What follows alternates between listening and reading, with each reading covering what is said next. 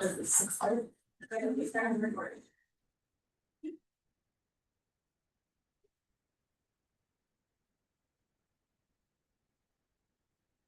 All right, thank you. Good evening. It's already December 9th.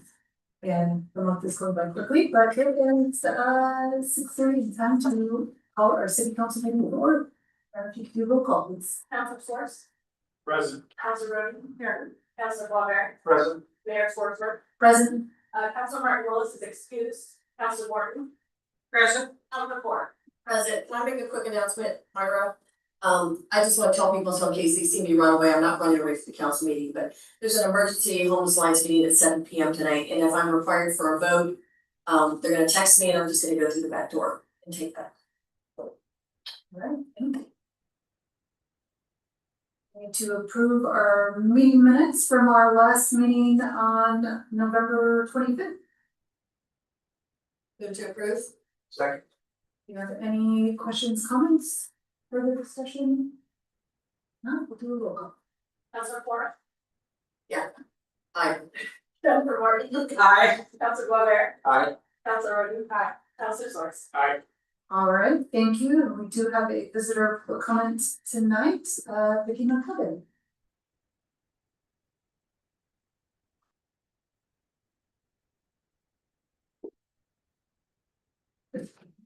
Good evening, Mayor Kay, councilors and city staff. My name is Vicky McCubbin and I live at 724 Session Street in Independence. Tonight's comments will be difficult for me to make and I hope I can make it through. I want to acknowledge the efforts and leadership of two strong supporters of the Independence Heritage Museum who recently passed, Kathy Pomeroy and Ken Feathers. Kathy lived in Kaiser, but the Pomeroy family came to Independence by wagon train in the early days of the community's history. And there are numerous artifacts and mentions of their family on display at the museum. The Heritage Museum Society, the 501c3 for the museum, had not been very active for the several years in the early 2000s. And when Kathy brought some items to the museum in 2015, she was encouraged by then Director Peggy to serve on the society board and was soon elected as president. I joined the board soon after that and spent many hours with Kathy in meetings and participating in activities we planned, fundraising, and bringing attention to the museum. Kathy was spirited, and although our methods sometimes differed, we both prioritized making the museum welcoming, accessible, and ADA compliant. Museum Director Amy Christensen was contacted this past week by one of Kathy's cousins with a message that Kathy had left items that she intended to be donated to the Heritage Museum. She truly cared for the museum, this community, and the memories it held for her. Some of you may know that Ken Feathers and his wife purchased the old museum building, the former Baptist church on 3rd Avenue, and transformed it into a beautiful home. It had been their longtime dream to remodel and live in an old church building, and his work is stunning. Ken served on both the Heritage Society Board, the Museum Advisory Board, and the Museum Advocacy and Promotion Committee until he needed to step aside for his health. But he continued to use his talents as a craftsman to accomplish volunteer work for the museum. One of his numerous deeds was to attach the large museum sign that graces the current museum building. Ken was often at the museum doing volunteer repairs to the building and displays. In fact, shortly before his death, he designed and constructed the portable display boxes that will house items to be placed in the Civic Center, the Independence Library, and Central High School. He also participated in numerous community events, including Hop and Heritage. Ken never stopped his devotion to independence. Leaders like Kathy Pomeroy and Ken Feathers have been tireless workers who brought the Independence Heritage Museum to the forefront of independence. And as we strive as a community to preserve the museum, their legacy continues. Thank you. Thank you, Vicky. I'm sad to hear about the news. Next up reports and presentations. I just have a very brief one. You can tell it's the holiday season because there's been a lot of holiday activities. We kicked off our Glow event. Earlier we had some amazing carolers that came and sang, and the park was all lit up. It was a really fun night. Then last Friday, we had the tree lighting at Western Oregon University, which is their 50th annual lighting, which was great to be a part of that. Both mayors get to have a role in that. And there's a youth poetry story contest that they do, and so the winner of that got to actually light the tree and was a lot of fun to see. So feeling better and festive. And then Saturday, Santa came into town again on the train, which was really busy downtown. So thanks to the Santa Train organization for bringing that on. A lot of people expressed their appreciation for having that event. And then yesterday I was in Portland all day for the annual Oregon Leadership Summit, where there was a lot of discussion around Oregon's prosperity roadmap. A lot of focus from kind of the greater community about economic development in the state of Oregon and what that looks like moving forward. So came away with a lot of good information and a lot of things to follow up on. So I've been working with staff on some of those updates, but it was well worth the visit to Portland, even though I still don't enjoy the traffic, but that's my report for this week. And then we'll move on to the council liaison reports. First up, we have Councilor Roden with the Traffic Safety Commission. Madam Mayor. We met we had a meeting October 15th. There was no forum for that meeting, so we postponed the meeting until November 19th. We went for the meeting and we discussed vehicular incidences along just pretty common routes in Athens, and just tried to figure out what we could do to make those routes maybe a little bit safer, just bring awareness to those areas of concern. Typical are the high school, Mom Avenue area, Main Street, actually from Oak all the way to the Marion Street, or the bridge to go to Salem, and then Hoffman Road. I suggested we put out the speed monitor in those places just to remind people again to slow down when they come into town, and learned that the speed monitors aren't water, so it makes it really hard to use. So I'm hoping we can get those maybe sealed up a bit, so we can get those out just to potentially reduce some of those incidents we have on the road, just to keep people safe, especially near the high school. But I think it was very fun. Thank you. And next up, Historic Preservation Commission with Councilor Wood. I am pleased to serve on the Historic Preservation Commission as a liaison from the council. The last meeting was canceled, but I do want to report that our city planner, Fred, is doing a great job educating us on the history of residential construction and how it bears on modern building concepts and procedures. Thank you. And Councilor Martin Lewis is out for the planning commission, so we will postpone that for later. And then City Manager West.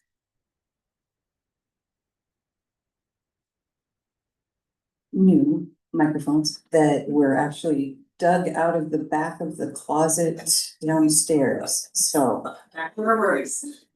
duct tape and barbed wire, or no, baling twine. No, Barb. I know, No. Brandon right there. I have nothing tonight, unless there are any questions for me. Thank you, Mayor. Going back to Fred and Edie's wonderful videos, I've heard in the community some concern about costs, and you just share how we're paying for those videos. Those are a grant, so everything related to it are paid for by the grant. Our time, all of the paperwork, everything that we do is paid for by the grant. So, and I don't remember the granting organization, Fred? It is our certified local government grant that we get from SHPO every biennium or every 2 years, so. Thank you. I have a follow-up on that. So if Fred's and Emmanuel's were compensated out of that, will that be shown in our financial document. How do you handle that, Rob? So what we would do in that case is do an allocation through a journal entry from, of the payroll costs against the grant. And that will be visible for us to see in some way. If you get that deep into our general ledger, yes. And actually, I had one request to have their home be added to the list to have a video made of their home. So. We would get them in touch with the powers that be, so. All right, thank you. Moving on to new business, first item. Mr. Evander, I believe that's you. Yes, there should be a script.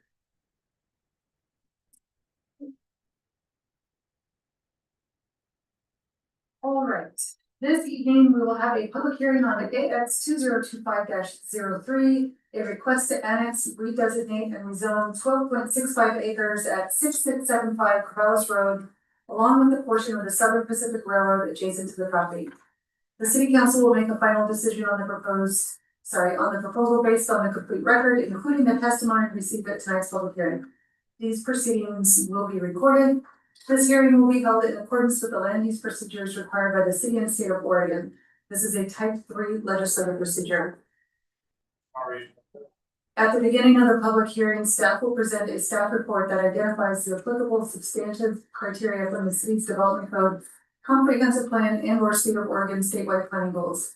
For anyone wishing to speak on the proposal, we ask that you use the speaker cards provided. When called upon to speak, you must state your name and address for the public record. Before we begin, does any councilor wish to declare an actual or a potential conflict of interest in this matter? All right, hearing none. Legislative hearing script. Sorry. Reading your footnotes.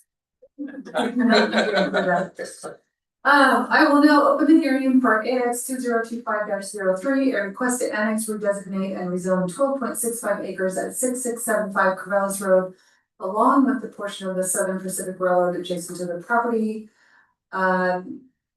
This hearing will now open at 6:42 p.m. Perfect. Hi there, everybody. My name is Fred, and Fred Evander. I'm the city planner here at the City of Independence. And I am here to present on the annexation of 6675 Corvallis Road, along with a portion of the Southern Pacific Railroad right directly west of the site.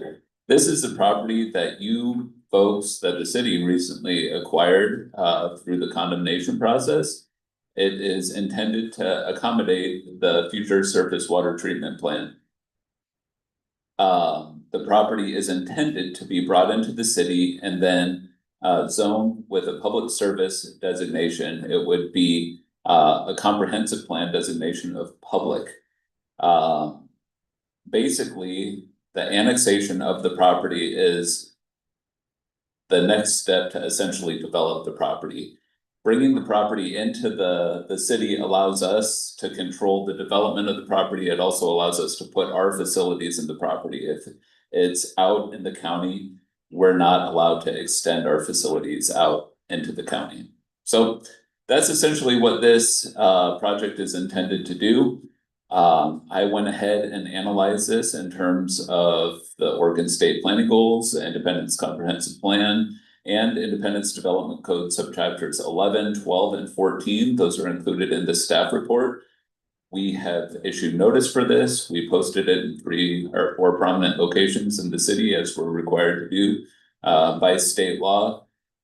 We've also mailed this out to folks within 250 feet of the property, and we have received no comments related to this application. Based on my analysis and all of the things, I would say that this is approvable. I would also go so far as saying, as Gerald would say, it is a no-brainer. So, are there any questions of me? I'm just gonna beat that dead horse again, Fred. Is there some reason why we can't put those notifications on social media? I do believe that this did go on social media as well. Okay, it wasn't in the. It says, didn't say social media, okay, good. So Emmanuel has started putting those on social media and he's trying to do it on essentially put it out as part of. I don't know, I don't have social media, so I don't know how it looks. But he is intending to get the public hearings on a rotation, so Okay, folks can see perfect, those. thank you. I was working with the railroad on this annexation.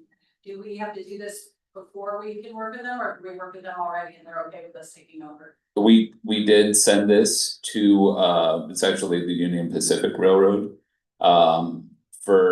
To see if they have any questions. It's not gonna fundamentally change how we relate with the railroad through the site. It's just. For this, it's gonna essentially just change the boundary of the city around them. We're gonna relate to them pretty much the same way as we do right now.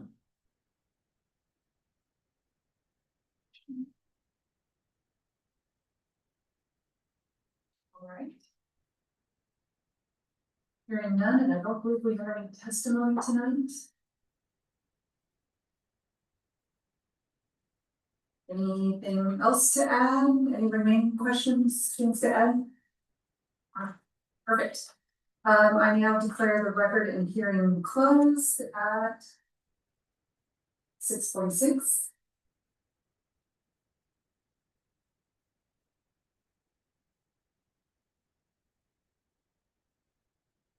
Perfect, and then you can move to the next agenda item, which is ordinance related to the annexation and the rezone of the property. And so you can take that, basically it's ordinance to essentially adopt this annexation and rezone. Thank you, I appreciate the help. I'm still getting these public hearings, like, it just feels like, okay, that's it, now we move on to the next one, so. All right, thank you for that. We are moving on to new business item 7.2, Council Bill 2025-09. You ready for a motion? Ready for a motion? I move to read the proposed ordinance Council Bill 2025-09 to adopt Annex 202503.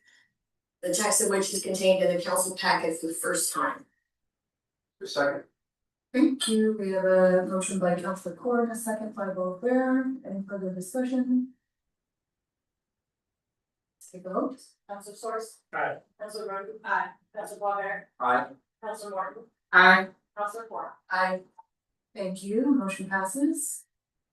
So it's not that it was unanimous, you can move to the next. All right.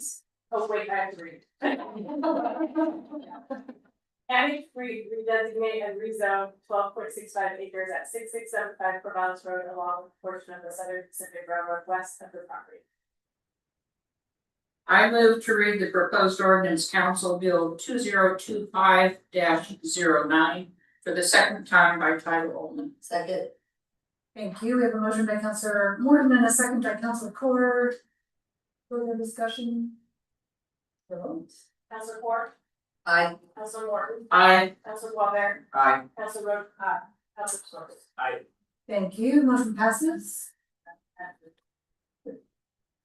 Annex, redesignate and rezone 12.65 acres at 6675 Corvallis Road along the portion of the Southern Pacific Railroad west of the property. I move to adopt the proposed ordinance Council Bill number 825-0. Second. Thank you. We have a motion by Councilor Roden, a second by Councilor Bear. Further discussion? Okay, vote. Council Source? Aye. Council Roden? Aye. Council Waller? Aye. Council Morton? Aye. Council Court? I All right, motion passed. Motion passes and has been assigned ordinance number 1629. All right, thank you. Next up, also Mr. Evander, back to you for resolution number 2025-1643. Perfect, so this resolution is intended to set a date for a public hearing for the annexation of a 46.7 acre parcel along South 13th Street. You can see the site on page 43 of your packet. Myra, if you wanna pull that up, it's also continued over to page 44 as well.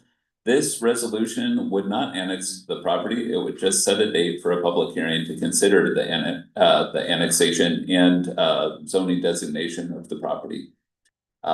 So. The date that we are recommending for the hearing is in February, it's February 10th, 2026. Question? You ready? When you're ready, let me know. All right. I move to approve, resolution 25-1643. A resolution to set a date for a public hearing on the annexation and rezoning of 46.7 acres along South 13th Street for February 10th, 2026, and direct staff to provide proper notice for the hearing. Thank you. We have a motion by Councilor Morgan and a second by Councilor Roden. Any further questions or discussion? Is that the right motion? I see something else in my packet. I'm on page 40. Yes. 25-1643. Then here's Brett. 165 Fourth Street. My motion says approve resolution blah blah blah, set a date, blah blah blah, of tax lot. Doesn't say, No, this just says 46.7 acres. that's how I see it. Which would you prefer?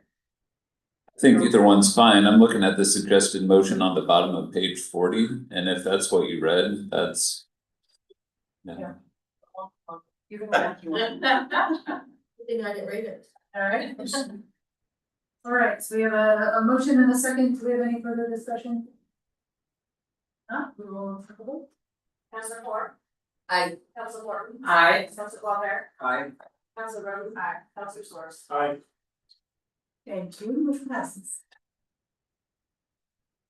Next up, we have Q1 financials with Mr. Lee.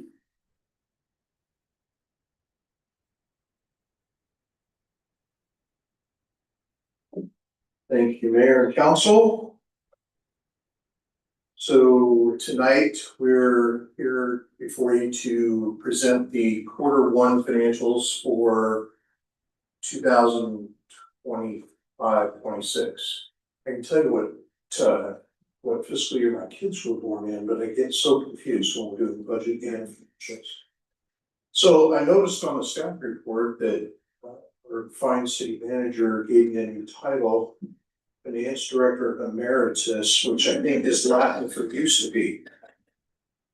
So anyways, It's venerable and memorable. it will be memorable.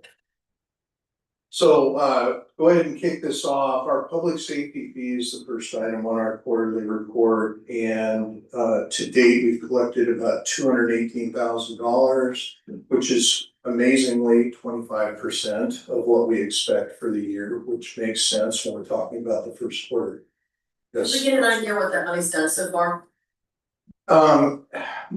In terms of specifics, it really is just a way to stabilize that department against inflationary increases and the increased cost of doing business. Thank you. So looking at that chart, again, just to remind the council how this plays out, the total police department costs for 25-26 are budgeted at just over $4 million. Property tax makes up about 2.8 million of that, about 816,000 from the public safety fee, and about another $500,000 out of just general fund, general revenues. Next year, we expect that fee to generate between $400,000 and $500,000 when it drops to the $10 per account. Moving on then to the utility rate revenues. Again, we track these each month in terms of the statistics. And in that table below that are down there at the bottom of that page, both the accounts receivable amounts and the amounts that we bill in each of those months really just displays the seasonal effects that were in place, specifically beginning in June and then July, August, and September. Those amounts were higher because the weather was warmer, people were outside, people were watering. Our collections percentages and our percentage of current accounts receivable are real steady. And the chart on the next page as well, that rolling 6-month receivable. Again, very similar to the same period from last year. The reason we started watching this is just to be aware of any outliers or any kind of crazy shifts in the trends. And we're not seeing that, thankfully. The curve is, like I mentioned, similar to the prior year. It's seasonal. It is a bit higher in terms of versus last year. It's the same curve, but a little bit higher because of the rate impacts and the effects of that tiered structure that we implemented January 1st. Okay, next item, the independent audit. So we are in the final stages of wrapping up the 24-25 audit. So this fiscal year that ended last June. The auditors, we've given them, they asked for a few things again this week, just kind of clarifying stuff. We provided that to them. We have a couple of things that we're gonna work through on a call on Thursday. But they're drafting those financial statements and we appear to still be on track for them to present those financials along with their new finance director on January, I think 13th is that, this January. In terms of the corrective action plan that we brought to you for the 23-24 audit.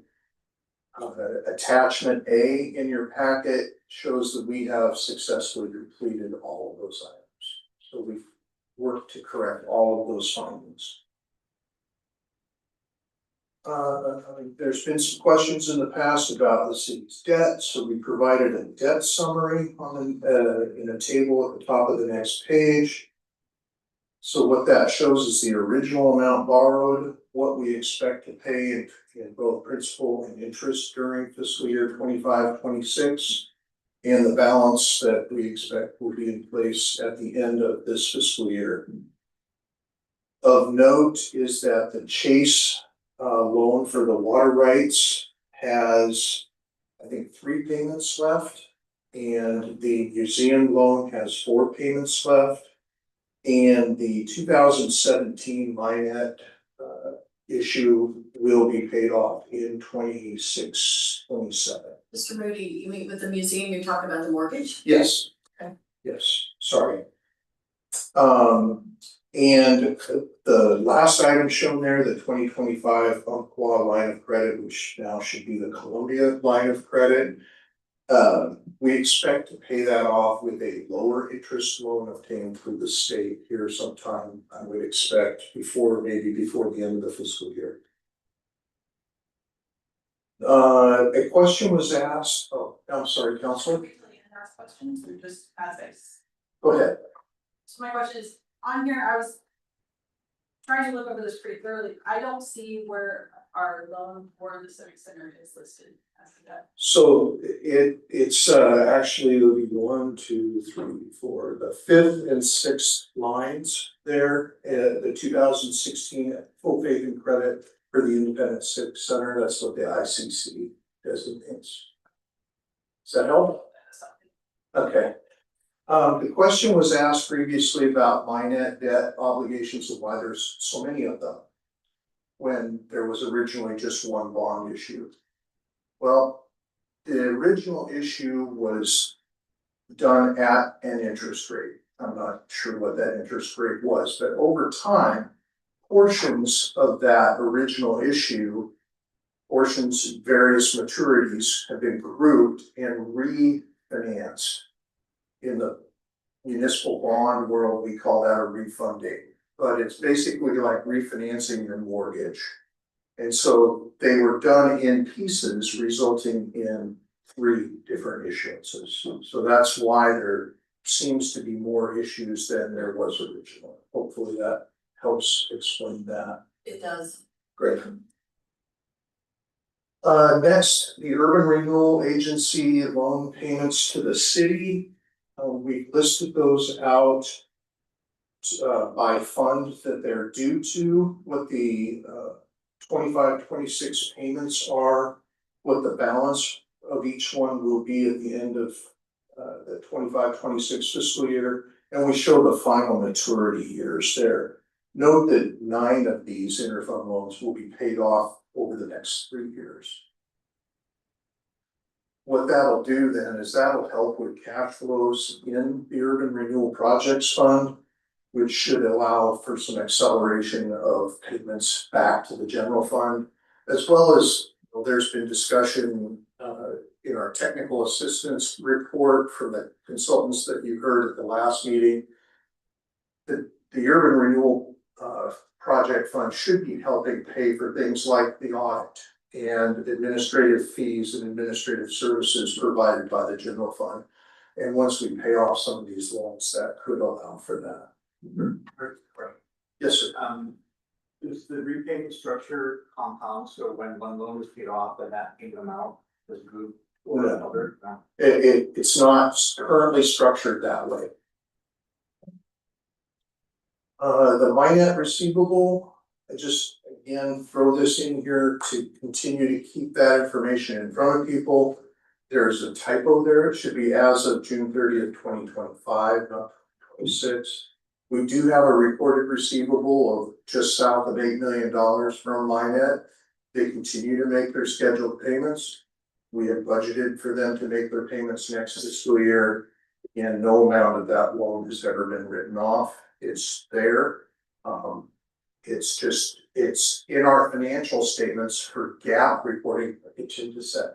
For GAAP reporting, it's shown as a receivable and an allowance that offsets it, but it had, nothing's been written off. Yes, Counselor? I didn't understand this whole paragraph, so hopefully you can explain this to me when I was reading it over the last couple of days. When I started council, it was probably 2 years into council before we started saying Minnet was not in the red. So they were finally paying back what they owed us. So and if I'm reading this right, you're saying the city has collected $7.8 million? No, So what does this mean? that's the amount that is still due to us. That's the amount that's still due to us. So how much have we collected from their? So that $7.8 million is made up of a combination of the bonds that we've issued that they do pay our debt service each year. And then there's an amount, don't have it in front of me, I apologize, that they owe us for the years that we made their debt service payments. And they are paying those amounts back as scheduled. Is there a way to renegotiate that, since the city is where we're at in our general fund and budgeting, that we could help offset our library museum general fund costs by getting that fund down faster? I don't know how to answer that, other than I believe it's within the purview of the council and staff to have those discussions with Minnet. It was renegotiated, I believe, in 2023 or 2022. I have some paperwork back in the office that says that was done, and they renegotiated a payment schedule at that time. I'm just concerned and I hope they're being successful. They've expanded rapidly to communities in Dallas and I believe all the way out towards Rickerville. It would be nice maybe if we could see that being paid back, since we're in such financial difficulties here, to get that money collected faster. Yeah, I believe that would be up to the council and staff to have those conversations with the Minnet So staff. what am I, they are paying it back, what am I missing here? They are paying it back, but if you wanted to change that payment schedule somehow, Get more faster? I think that's what Councilor Roden is encouraging us. I think we do need to weigh that against, Minnet is in a really good position and they've been working very hard to get to where they're at. And I think we do need to be cognizant of, if we put more pressure on that, then it puts them in a weaker position, right? And so that there's a balance there of making sure that they remain successful and are meeting their obligations, as well as looking out for our interests. Thank you, Mayor. I think it goes back to encouraging them. I know I've talked to their general manager about coming and presenting to us, but I agree with the mayor that we have to be really mindful, they're in a good position now, they have a strategy to pay back. What they owe us, and as someone who sits on that board, hears the presentations. They're in black, they're doing well, but we don't wanna overburden them, but again, we should bring in the council 100%. Their plans, so that we can hear what their plan is. Two questions, or one comment, one question. Minnet is also paying franchise fees, is that right? That's correct. And that was not something we were getting from them in the beginning. I don't know. I remember sitting at the council and approving franchise fees. But I think we need to account for that being another stream of income from having them there, because they are paying, I believe, franchise fees that are in equivalent rates to what all the other service providers are doing. That's correct. And my other question is, I'm gonna go back to the museum a minute. You said there were 4 payments left. And that is until the mortgage is paid off. That's correct. And those 4 payments would be 4 years of payments. That's correct. So, and that's roughly, I think I heard 80,000 a year or something. like It's somewhere between $63,000 and $70,000 a year. Okay, thank you.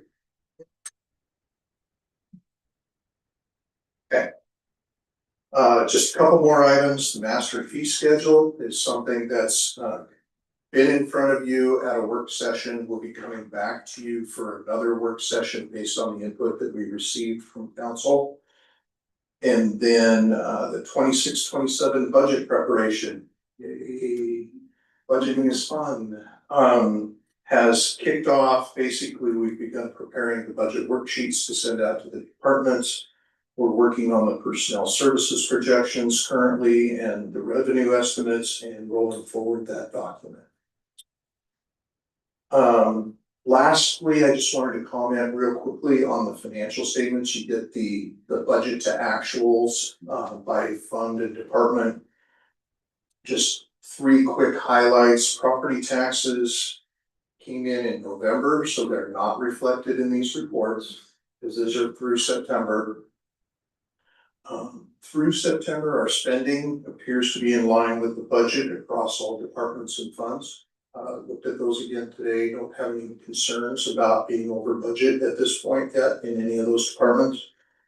And the interfund transfers that were budgeted are being booked in November, so they'll show up in that second quarter report as well. Are there any other questions about the first quarter financials?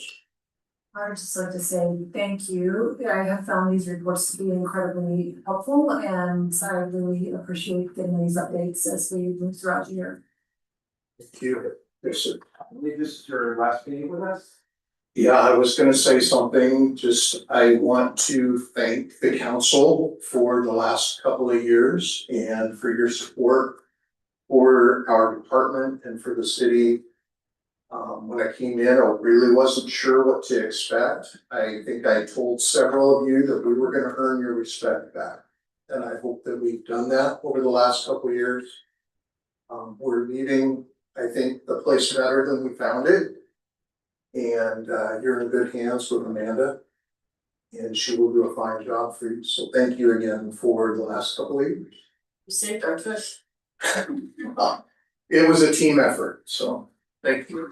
Yes, thank you.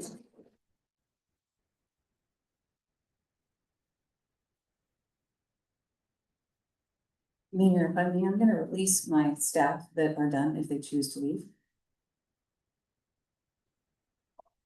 We're Amanda. I actually got a crush for Jared, if he doesn't mind.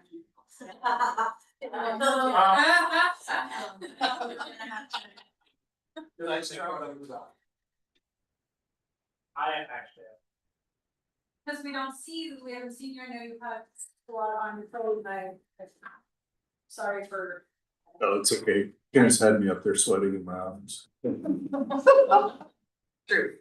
I just went down and a community member came forward and said they were concerned about hot wire putting up against their property. And I went down there and looked at it, I can see why their concern is of having barbed wire on the property, but I went down and looked at it just from looking at the green space too. It appears and you were in charge of, were you in charge of deciding where the barbed wire should go on top of the fence by the water? Yeah, it's set on top of the existing, cyclone fence. Right.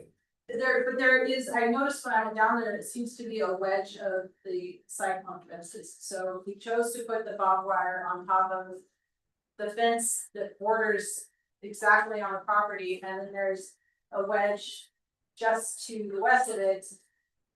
Where if we kept that space open, it seems like a navigable green and, you know, water area for the natural, like, animals, probably. Why didn't we choose to keep it on the furthest west barbed wire fence instead of bringing it all the way over to the properties? It was already on the property lines. We didn't move the fence over, as I understand it. No, I understand that, but why did we choose to put the barbed wire on top of those fences instead of the fences, like, I think it's about 30 yards to the west? We put the barbed wire on the perimeter of the property, which is pretty standard. We have the same situation at the North Water Treatment Plant for our wells and the wastewater treatment plant. When I got here, the wastewater treatment plant was not a secure site. We had a fence by the front entrance and down the north side of the property, but the west and south side of the property was open. When I got here, I had a lady call me and ask me if it was okay for her kids to go out in a floaty boat and fish in the lagoons. Until I told her that it was actually a sewage lagoon. People had been randomly walking onto the property from the subdivision to the west of the treatment plant. So back when 9/11 happened, the recommendation came down from the federal government through the states that we needed to start securing our infrastructure.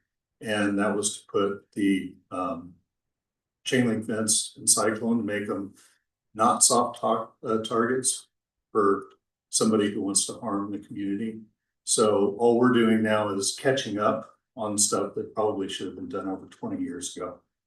Maybe I'm not being clear, maybe at some point you and I can go down and I can point to the fence that I think makes more sense to put the barbed wire on, you insist on putting barbed wire on instead of the fence adjacent to 4 or 5 homeowners properties, maybe I'm not being clear. Okay. Because I'm talking about this area down here.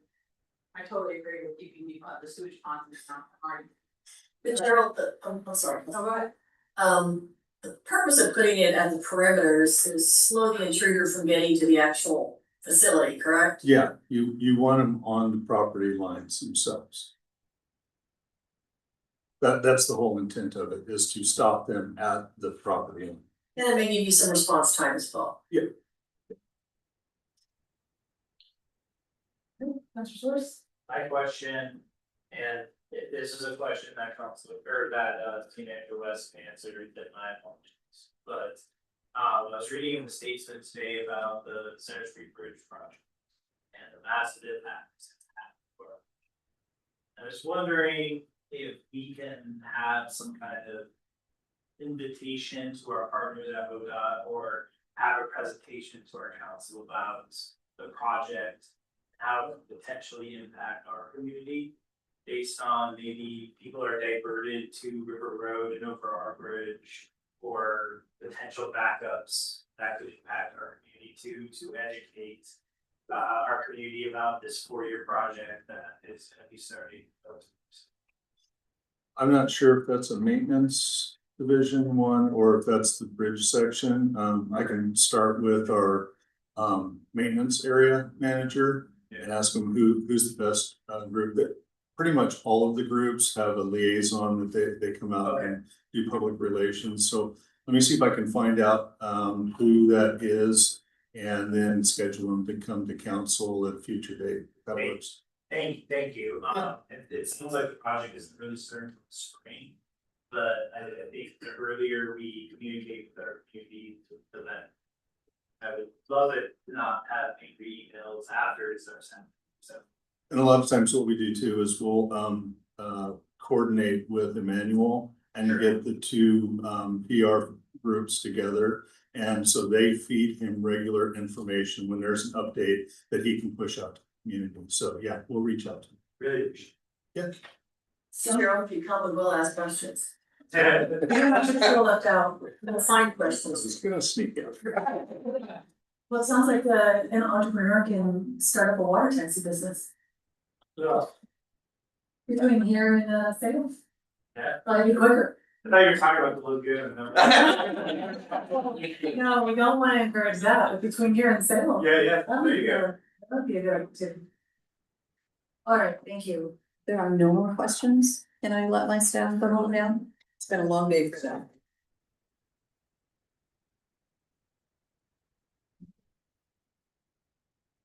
It's just a please. Mics are working. The mics are working and he's been here since well before Earlier, there was light. thank you, sounds like we have our budget adjustment to talk about. Yes. Thank you, Mayor, Council.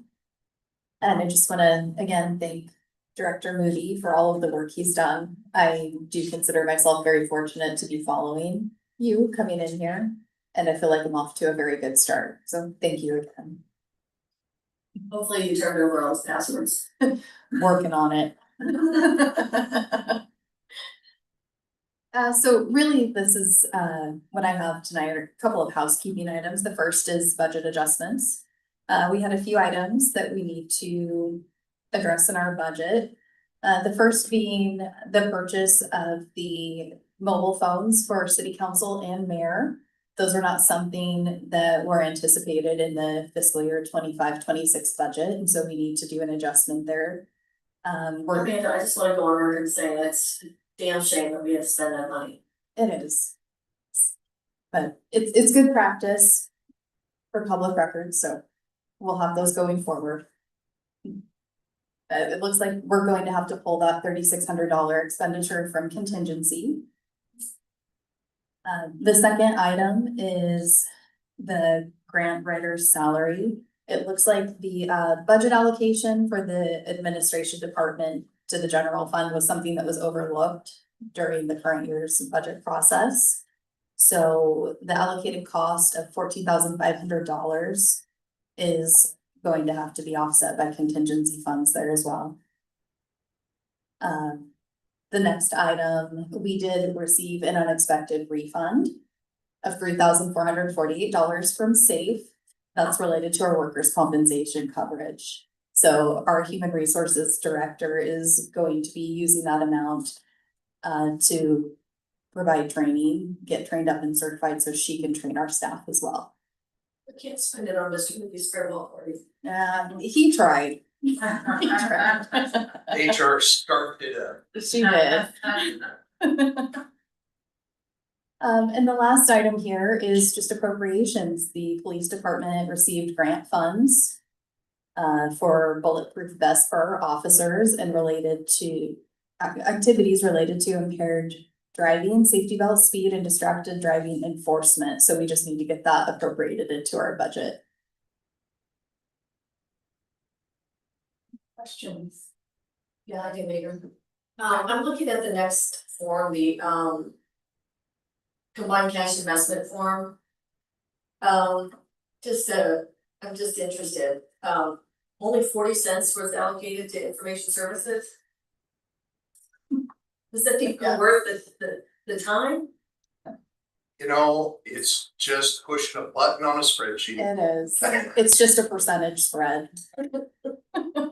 We allocated it the same way the premiums were originally allocated. Okay, Thank you for noticing. just curious and just stuck out at me.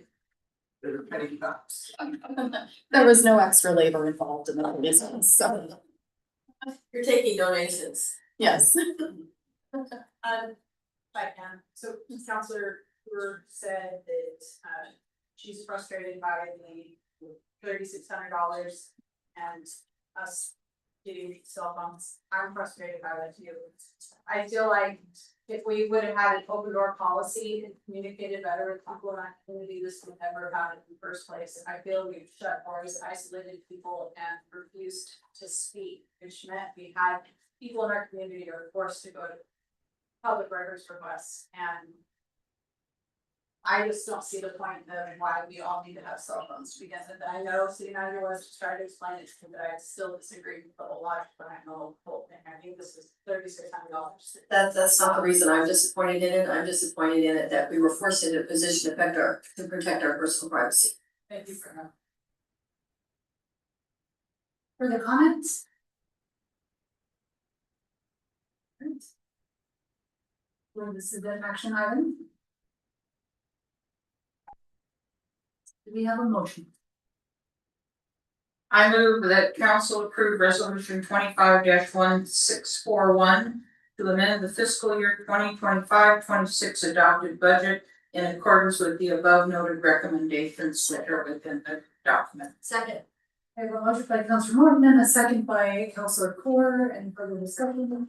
Yeah, I'm gonna vote against this, not because I don't appreciate the refund from state and not because I don't appreciate money to go to the department.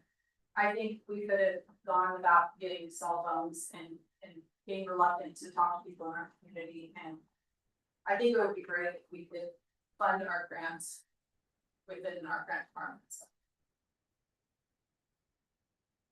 Further discussion? All right, let's take a roll call. Councilor Source. Aye. Councilor Rowland opposed. Councilor Water. Aye. Councilor Morton. Aye. Councilor Moore. Aye. Okay, motion passes. Do we have any council announcements? Oh, yeah, Sorry. One more resolution. Thank you, sorry. This been too quick. Yes. Thank you. Are you following forward? Can you leave that updated to Columbia Bay and give them a help with? Is that something that you can discuss? Yes. That was on the Q1 report. This It's is also this is in not the- using signatures on page 1. Oh, gotcha, Yeah. gotcha, yeah. Yes, I think that would be good to know that. Is that that's a pretty good detail though, because this seems to be rewritten. You could just move it as a corrected line and correct it. Cause I think when we originally processed it, they hadn't switched dates yet. This is like way too long the agenda for several meetings. Yeah. Well, this one is. Yes, thank you. I'll try to do it. I move to adopt resolution 25-1640, authorizing make signatures and repealing resolution number 20-1626 with the amendments that you will change the bank names to. Columbia Bank. A second. Just a quick note that should have read 25-1626. There was a, which one's like, well, yeah, it's good. Right, but Councilor, we have a motion by Councilor, Roden, we have a second. Yeah. Sorry, thank you, Councilor, second by Councilor Gilbert. Oh, long and all, that's. Any further discussion? Councilor Ford. Aye. Councilor Morton. Aye. Councilor Waller. Aye. Councilor Roden. Aye. Councilor Swords. Aye. All right, thank you so much. The motion passes. Now we. Yes. Any council? Yes, I've got one.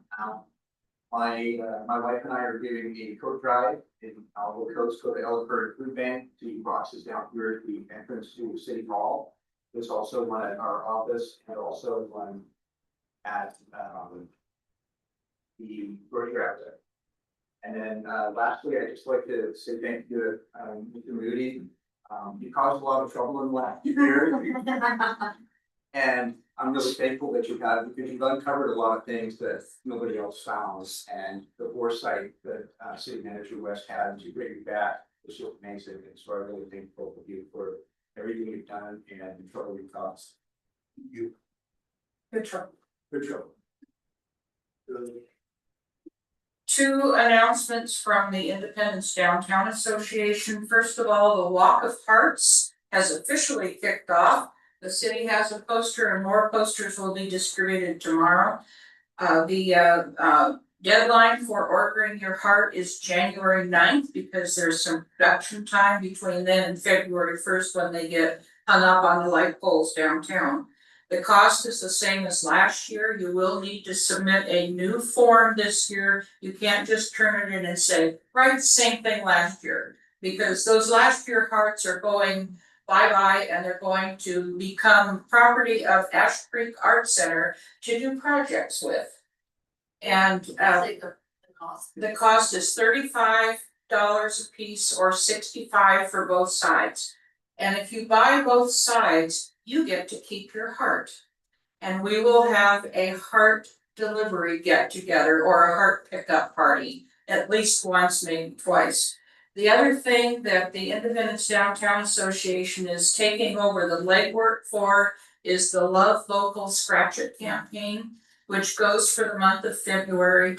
There will be, I think, about 5,000 coupons printed that are all our guaranteed winners, anywhere from $1 to $20.